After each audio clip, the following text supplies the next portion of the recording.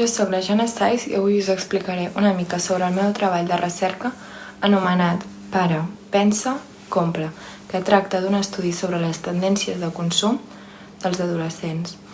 En aquest treball he estudiat el comportament de consum del grup demogràfic dels adolescents, també tenint en compte les tendències de consum que segueixen, enteses com els comportaments, hàbits i patrons de compra.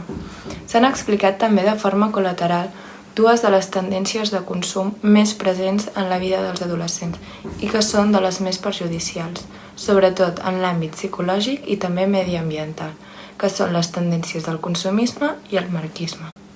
El meu treball ha constat una extensa part teòrica on s'ha obtingut tota la informació i dades que han estat necessàries per a la posterior realització del marc pràctic, el qual ha constat de 3 parts i 2 metodologies diferents.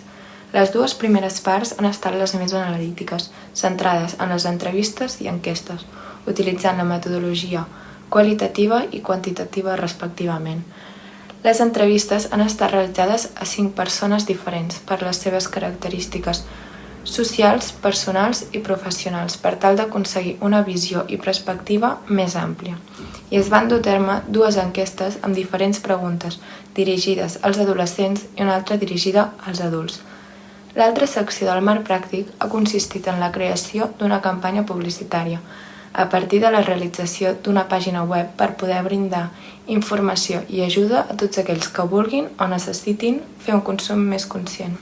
Les conclusions del meu treball m'han dut a la verificació de la meva hipòtesi i objectius i també han destacat la importància d'educar els adolescents perquè prenguin decisions de consum més conscients, per poder treballar també l'ADS número 12 sobre la producció i el consum responsable.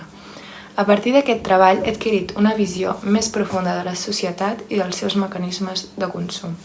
A més, aquesta experiència segurament tindrà un impacte positiu en el meu futur, ja que he adquirit habilitats crítiques i coneixements valuosos que poden ser aplicats en molts àmbits de la vida.